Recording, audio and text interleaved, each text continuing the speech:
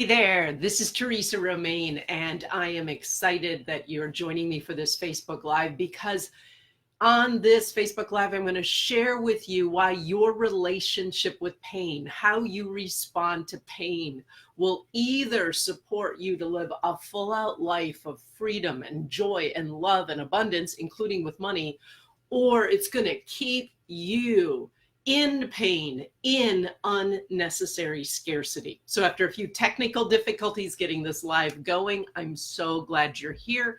And if you're catching the replay, thanks for watching. Truth be told, the impetus for this Facebook Live is because just last night I heard that someone very near to my heart seems to be dying. And so pain is something that I've been feeling since last night and this morning, a sadness, a grief in my heart. And I know how important it is that we respond to pain in healthy, empowering ways. So in addition to taking care of myself, I went for a long walk outside this morning. Nature always calms and soothes my spirit. And that's when I remembered a funny and yet really painful story from childhood that kind of prompted this live. So I was about 12. It was during the summer. I remember that because my sister Barb was up sleeping upstairs in her bedroom. She worked the night shift at the canning factory in Fairmont, Minnesota. So she always had to sleep in, and I was supposed to be super quiet so that I didn't wake her. My mom decided that she had to just run a few errands downtown. I grew up in Fairmont, Minnesota, a very small town. And so with Barb in the house and me being 12, she was fine leaving me alone for that little bit of time. So off she goes to run her errands downtown, and it's close to lunch. And I decide that I'm going to surprise my mom and fix lunch for her. Now, I'd never cooked before. I'd helped mom in the kitchen, but I'd never actually cooked. So I decided I was going to make her some soup. So I went downstairs to our basement pantry and I got a can of Campbell's soup out. I had opened cans before, so I used the can opener to get the lid out. And I took out the little dipper that my mom always used when she was warming up soup, and I put it on our stove and I poured the can in it, and my mom always added a little water to dilute it some. So I put that in as well. All of this I had seen my mom do or had done myself before. But now we got to the critical point. We had one of those old electric coil burner stoves. And as I looked at the stove, it was like, which burner do I put the pan on? So I put it on the front right one, which my mom always used. But then I looked at the knobs and it's like, which one turns on this burner? So they had like little pictures. So I figured that it was this one. So I turned it on and then I waited.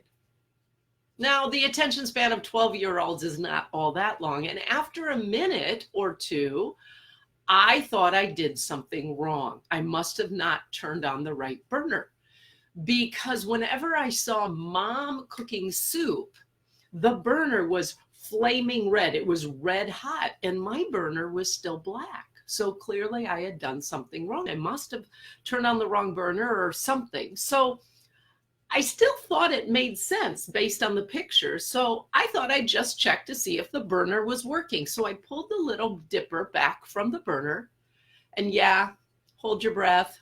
It's going to hurt here. And to see if it was working, to see if it was hot, I put my palm right smack on the burner. I had turned on the right burner on high. So as you can imagine, the moment I put my hand on that hot burner, pain went coursing through my hand, and I pulled it away so fast. I still remember, I literally could see blisters forming on my hand that matched the different coils on the stove.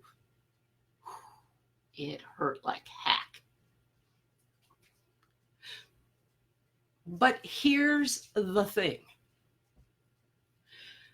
If you're in my tribe, You don't like pain. Who does? And your response to pain is not always the most healthy and empowered response. Pain hurts, and as humans we experience pain in our lives when people we love die, when maybe we're really struggling financially, when there's some dream we want to pursue but we're afraid we can't because we don't have enough money. We experience pain, betrayal, feeling like you don't belong, feeling like you're different, feeling like you're not loved or important. We experience pain a lot. The question is, how do you respond to pain when you experience it? Many in my tribe, they ignore it. So imagine if when I put my burner on the stove, my hand on this burner, I just ignored the pain. I just ignored it. Not happening, no pain. Can you imagine the damage I would have done to my hand? Other people I work with, and this is especially true when they're experiencing pain around money, they try and make it okay. My hand's on the burner again. Oh, it's not that bad. It doesn't hurt that much. I'm okay. I can put up with it. Again, more damage to my hand. Oftentimes my people, they compare their pain to others. Well, what I'm experiencing isn't nearly as bad as what others are going through. So I'm okay. I can put up with it. I'm okay. Others, they diminish it. It doesn't hurt that bad. It could be worse.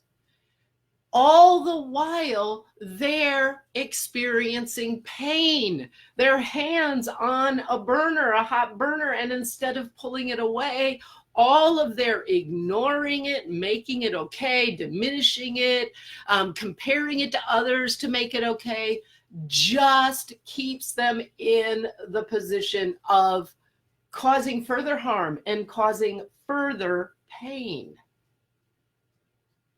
So pain, while not pleasant, gives us valuable information and valuable feedback. It's telling us that something that's happening to us that we're doing is not good for us.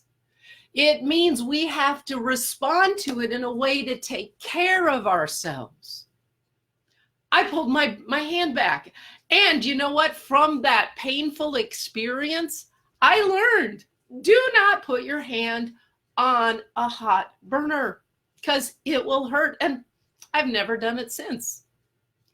But here's the thing. When you ignore your pain, when you make it okay, when you make it less than what others are experiencing, when you diminish it, you're not getting the lesson from the pain.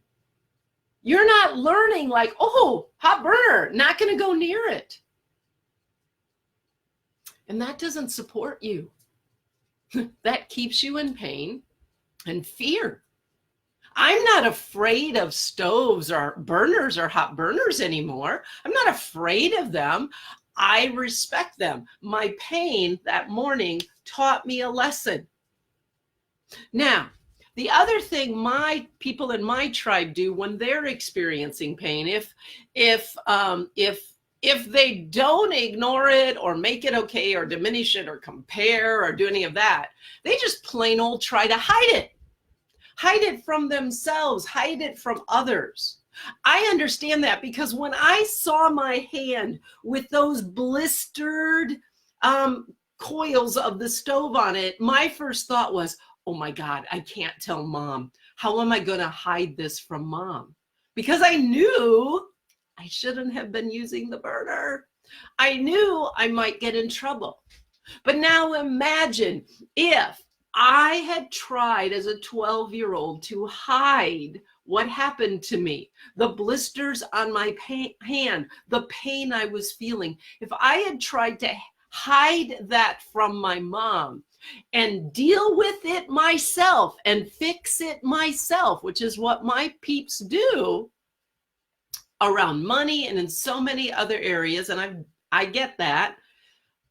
Oh, you know what? There's a good chance it would have gotten infected. There's a good chance it wouldn't have healed properly. But instead, as scared as I was, when mom got home, I told her what I did. I showed her my hand.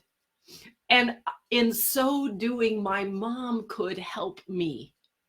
She knew the salves to put on it to not make it hurt. She wrapped something around it so I wouldn't bump it. She kept changing the dressings. And even though it hurt, I felt supported and loved.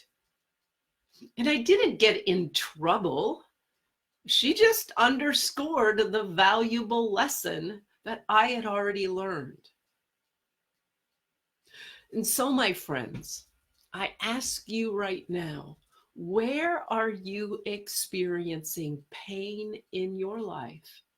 If you're in my tribe, it may be around money, but it may be other places. And where are you trying to ignore it, make it okay, diminish it, deny it, hide it, try and figure it out and fix it on your own so no one will know, so you won't disappoint them, you won't upset them, they won't worry, they won't get angry? Because if you're doing any of those things, you're creating unnecessary pain in your life. While as human beings, we will experience pain, there's a lot of pain we experience unnecessarily because how we respond to the pain is not in ways that are healthy and empowering and that give us opportunities to learn and grow and heal.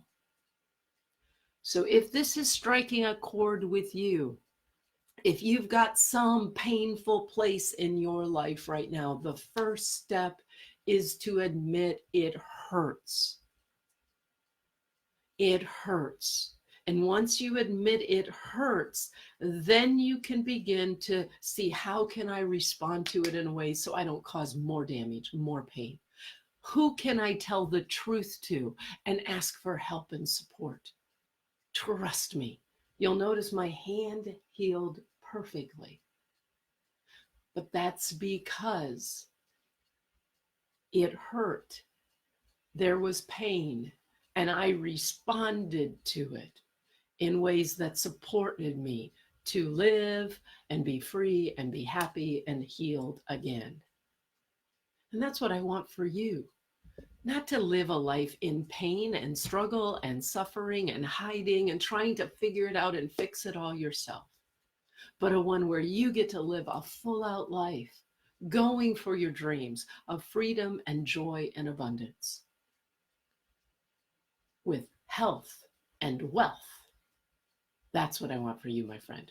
Would love to hear your comments. Thanks again for watching, and I'll see you again here on Facebook soon. Bye.